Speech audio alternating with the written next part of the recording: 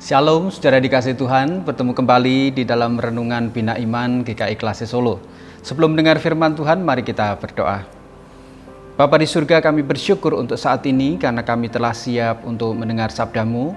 Kami mohon pertolongan-Mu Tuhan agar kami dapat memahami firman-Mu dengan baik dan kami bisa melakukan firman itu dan terus menjadikan iman kami teguh dan kami tetap mempertahankan iman di dalam Yesus Kristus sampai Engkau memanggil kami. Terima kasih Tuhan, di dalam Tuhan Yesus kami naikkan doa ini.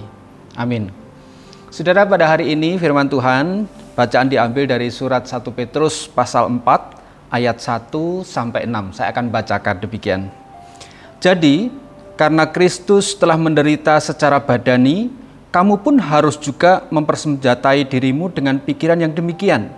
Karena siapa yang telah menderita secara badani, ia telah berhenti berbuat dosa, supaya waktu yang tersisa dalam hidup ini jangan kamu pergunakan menurut keinginan manusia, tetapi menurut kehendak Allah.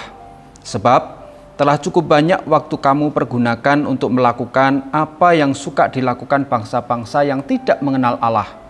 Kamu telah hidup dalam berbagai hawa nafsu, keinginan, kemabukan, pesta pora, perjamuan minum, dan penyembahan berhala yang terlarang.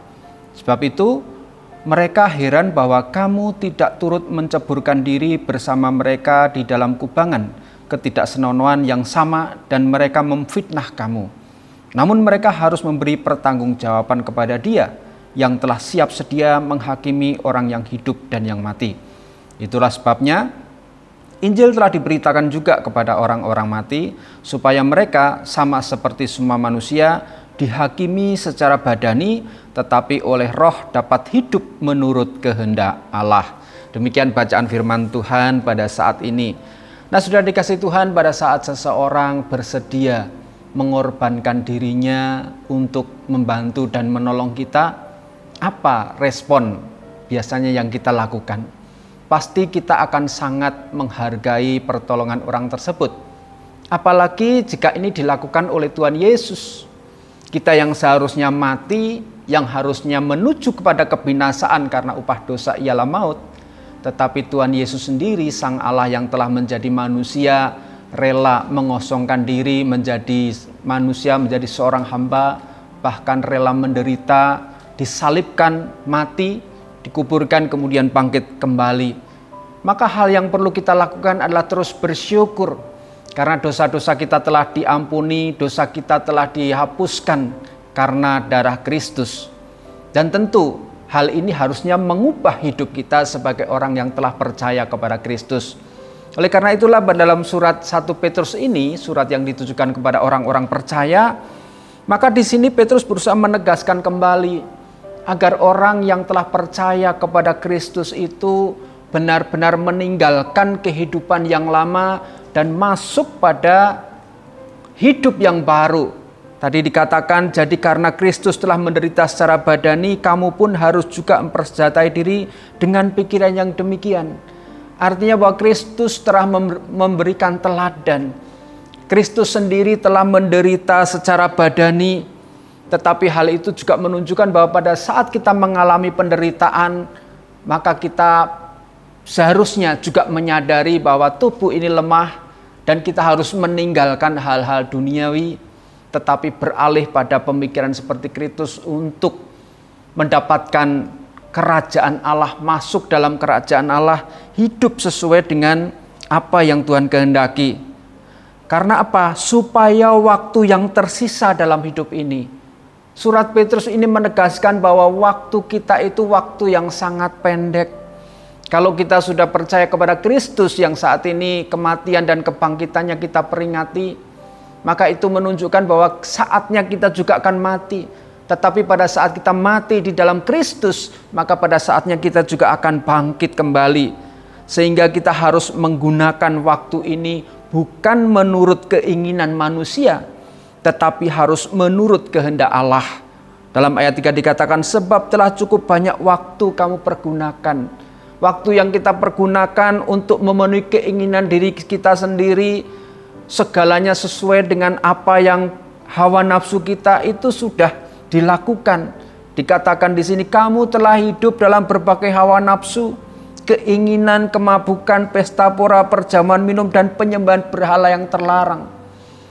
Kalau kita sudah bertobat, maka hal-hal itu harusnya ditinggalkan, dan tidak lagi berbalik ke sana, tetapi mengarahkan diri pada hidup sesuai dengan kehendak Tuhan. Sehingga kalau kita sudah berubah percaya kepada Kristus, hidup di dalam kemenangan, walaupun harus menderita seperti yang Kristus terima, maka tetap akan ada godaan, dan itu memang tidak mudah. Kenapa? Karena orang-orang yang masih hidup di dalam menginginkan hawa nafsu duniawi, mereka juga akan heran dengan kita yang telah berubah. Mereka bertanya-tanya, mengapa kok kita tidak melakukan lagi berkubang di dalam dosa? Tetapi mereka akan berusaha untuk mencoba menggoyahkan iman kita, memfitnah kita, agar kita berbalik kembali kepada kehidupan lama. Namun saudara dikasih Tuhan, ada upah atau pertanggungjawaban yang harus mereka hadapi, yaitu pada saat Kristus datang kembali, maka orang-orang yang hanya menginginkan kepentingan diri sendiri, hanya takluk kepada keinginan duniawi, kepada iblis, maka mereka akan dihakimi. Sehingga orang-orang yang telah mati pun mereka juga sebelumnya juga telah menerima berita keselamatan itu, namun pada saat mereka menolak, mereka pun juga akan dihakimi. Oleh karena itu, saudara dikasih Tuhan, biarlah pada saat ini Injil telah diberitakan, maka kita pun juga harus tunduk dan percaya. Kalau Kristus telah hadir, Sang Firman telah menjelma menjadi manusia, maka Sang Firman itu juga akan menjadi kekuatan bagi kita. Kalau tubuh Kristus terpecah-pecah dan darah Kristus tercurah, pada saat kita mengikuti perjamuan kudus, kita makan roti dan minum anggur sebagai lambang bahwa kita telah percaya kepada Kristus dan dipersatukan dengan Kristus, maka tubuh rohani kita yang ada adalah yang berasal dari Allah. Firman Allah itulah yang menjadi makanan rohani kita, dan itu menjadi dasar bagi kita untuk terus melangkah. Untuk itu marilah kita tetap tunduk dan setia kepada Tuhan, supaya pada waktunya Tuhan menghakimi, maka kita akan tetap diselamatkan karena kita telah diperdamaikan dengan Allah di dalam Yesus Kristus. Kiranya Tuhan menolong dan memberkati kita semua. Amin. Mari kita berdoa. Kami bersyukur kepadamu Tuhan, telah memiliki juru selamat, yaitu Tuhan Yesus Kristus, dan biarlah hidup kami terus berpadanan dengan firman Allah, meninggalkan kehidupan lama, meninggalkan hawa nafsu duniawi, dan berbalik pada keinginan Allah, bukan keinginan manusia.